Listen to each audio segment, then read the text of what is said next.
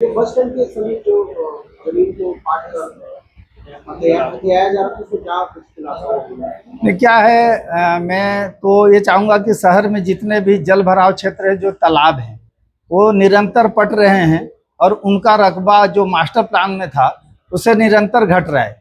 अभी का जो प्रकरण आया कि जो रिंग रिंग बांध है और उस पे जो शासकीय अभिलेख में वो 57 डिसमिल जो दर्ज है, तो उसमें क्या हुआ है कि अभी जो रजिस्ट्री हुई है जनवरी में, आजाद इराकी द्वारा वो खरीदा गया है और उसी के द्वारा पाटा जा रहा था और उसी के द्वारा सोशल मीडिया में बताया गया कि नहीं वो सही है और जल भराव नहीं। तो मैंने जब इसका परीक्षण किया और जब बाकी रिकॉर्ड के लिए गया तो पता चला कि यह जो है वो जयलाल के नाम पे दर्ज था शासकीय अभिलेख में।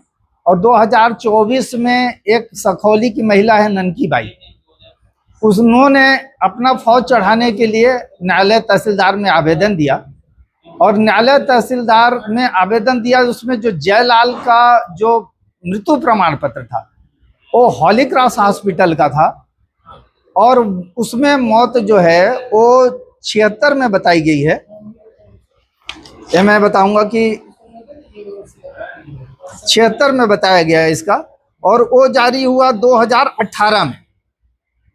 23 अप्रैल 1976 में जयलाल की मौत बताई गई और उसका पंजीयन है 24/2/2018 को। और संयोग से ऐसा हुआ कि वो ननकी बाई का देहांत हो जाता है और वो केस खारिज हो जाता है अचानक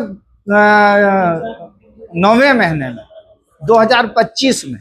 एक चंद्रशेखर यादव करके जो है वो फिर से एक फौती नामांतरण का प्रकरण लाता है न्यायालय तहसीलदार में, और वहां जो जयलाल का वो मृत्यु प्रमाण पत्र देता है वो अमल भिट्ठी का देता है और उसमें वो मृत्यु बताता है 12 अप्रैल 1963 को।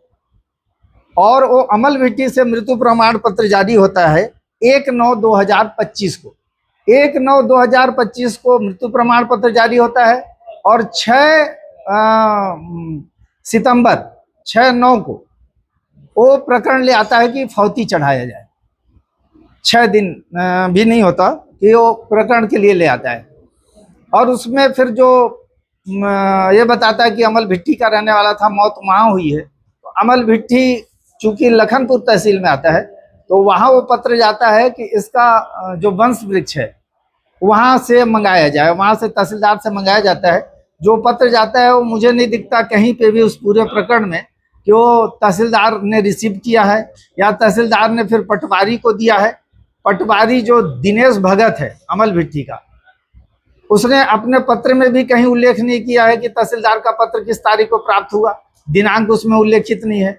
और वहां से जो प्रतिवेदन आता है उसमें भी तहसीलदार का कहीं कवरिंग लेटर नहीं है, केवल पटवारी का प्रतिवेदन है। और जो आवेदन में चंद्रशेखर यादव ने वंश वृक्ष दिया था सेम वो पटवारी उतार के प्रस्तुत कर देता है और उसके बाद फिर फौत का नामांतरण इन लोगों के नाम पे हो जाता है। देखा भी नहीं जाता कि ननकी बाई ने जो इसी जमीन के लिए जो मृत्यु प्रमाण पत्र दिया था, जो वंश वृक्ष दिया था, उसकी जांच भी नहीं की जाती। न्यायालय तहसीलदार लखनपुर ने जो पत्र दिया उसमें तहसीलदार का कवरिंग लेटर है, उसको भी देखा नहीं जाता। और इन सब के बावजूद पटवारी जो अंबिकापुर का प्रतिवेदन है वो वह भी लिखता है कि ये जल भराव क्षेत्र है। उसके बाद भी बिना सूक्ष्मता से जांच किए और फौती नामांतरण इन 8 लोगों वारिस बना दिया जाता है और उनके नाम पे नामांतरण हो जाता है। और उसके 1 महीना भी पूरा नहीं होता कि वो लोग जो लोग भी रहे हैं आजाद इराकी वगैरह, उन लोगों ने अपने नाम पे रजिस्ट्री दर्ज करा लिया है।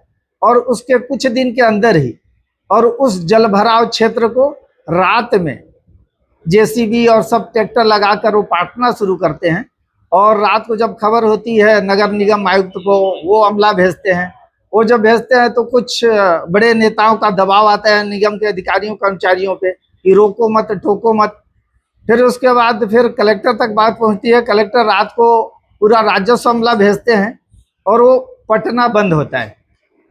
अब उसके बाद फिर ये प्रकरण जब कलेक्टर साहब के नॉलेज में हम लोगों ने लाया विथ प्रमाण से, तब उन्होंने निर्देश दिया नीचे और उस पर तहसीलदार का स्थगन है। और मैं समझता हूं कि बहुत जल्द कलेक्टर सरगुजा से बहुत उम्मीद है और उनका आश्वासन भी है कि बहुत जल्द इस पे जांच करके नामांतरण निरस्त होगा और पुरानी स्थिति में जो जल भराव क्षेत्र है वो पुरानी स्थिति में वापस आएगा। और हम उम्मीद करते हैं कि नगर निगम को उसको सौंप के फिर वो जल का स्तर जो है, जितना भी जल स्रोत है उसको बचाया जा सके, उसी का यही प्रयास है।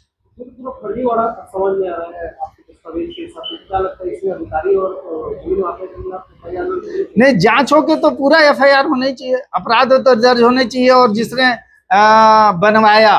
अब आप देखिए कि वही जो जिसने क्रेता है, जो क्रेता है वो ननकी बाई वाले आवेदन में शपथ पत्र में वो पहचान करता है। और ये आजाद इराकी वो है, मैं बताऊंगा आपको कि दरिमा के जमीन, एक प्रॉपर दरिमा में एक जमीन लिया, वो इसी तरह शासकीय जमीन थी, वो कलेक्टर का अनुमति नहीं हुआ और इसने रजिस्ट्री करा लिया, उसके बाद वो नामांतरण खारिज हुआ। इसी तरह से इसने खुटिया में एक जमीन लिया, वहां भी नामांतरण पे रोक लगा दिया तहसीलदार ने। ये तीसरा प्रकरण है। तो प्रशासन, जिला प्रशासन को इस नाम पे अलर्ट होना चाहिए और जो फर्जी नामा इसने शपथ पत्र पहचान करता दिया है उस पे एफआईआर होके इस पे भी कार्रवाई होना चाहिए।